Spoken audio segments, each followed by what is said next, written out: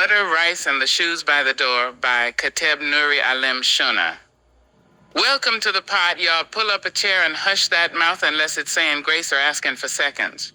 It's early morning here in the 7th Ward of New Orleans, and baby, the kitchen is baptized in butter and heat. You can smell the cornbread talking back from the oven, and that pot of rice on the stove is doing its slow dance with melted butter and a couple of eggs that just slid in like they owned the place. This ain't just breakfast, this is tradition, salvation, and a little therapy, all served hot with a side of, don't ask no questions till you've chewed. Now, let me tell you something about cornbread and buttermilk. My grandmother, may the heavens forever echo her hymn-humming soul, used to make us eat it like it was communion. And let me be real, if I caught a whipping as a child, 9 times out of 10 it was because I tried to slide that bowl away when she turned her back.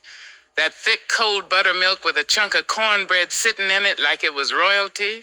Lord, I couldn't understand why we had to suffer like that.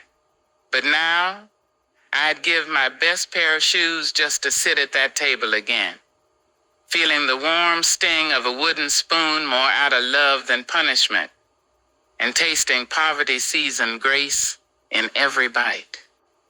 You see, back in the day, that eggs, butter, and rice dish, that was a poor man's saving grace. Didn't take much to make, but it filled you up like you just come from a Baptist potluck.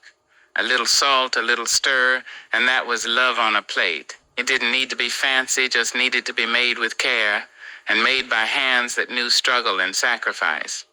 When the lights was off and the rent man was knocking, we'd still have that rice, and somehow, in between bites and laughter, God still fed our joy. Our kitchen wasn't just for cooking, it was a sanctuary. The walls held secrets, the ceiling caught prayers, and the table? The table was the altar, and everybody had a role. Auntie was frying bacon like she was conducting a choir. Paw was blessing the food with his eyes closed tight, even though he always peeked. And me? I was the one getting fussed at for running through the house with my shoes on, tracking in outside foolishness. That brings me to something deep. Your home is supposed to be your temple, your sanctuary, a place where the madness of the world gets checked at the threshold. All that drama, that pettiness, that gossip and bitterness we drag around, we're supposed to leave it outside. This is why the old folks, with all their wisdom wrapped in quiet actions, took off their shoes at the door. That wasn't just cleanliness, it was reverence, it was sacred. The Creator told Moses to take his shoes off not because they were dirty, but because he was standing on holy ground. And I'll be the first to confess I've been guilty of walking through my own holy space with muddy thoughts and dusty feelings. So maybe, just maybe, when we step into our homes, these temples of joy, love, and the smell of fried something, we ought to pause, breathe, and slip them shoes off. Not just the leather and rubber, but the spiritual weight too. Kick off the resentment, slide out of the shame, leave the anxiety at the mat. Ain't no need to bring the battlefield into the haven.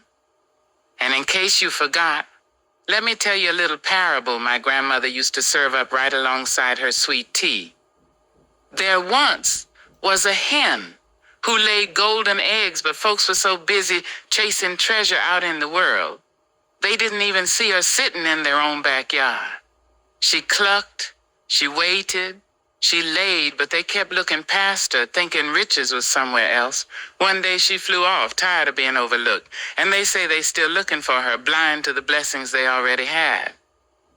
You see what I'm saying? Sometimes the miracle ain't out there.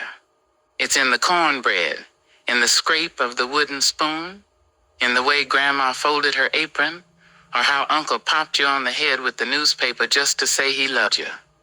So don't go looking for sugar and miss the honey sitting right under your nose. And for heaven's sake, don't bring the devil's dust into God's kitchen. This house is holy. Now go ahead and fix your plate. The rice is done. The eggs are fluffed. And that butter's sitting on top like it got elected. Grab you some cornbread.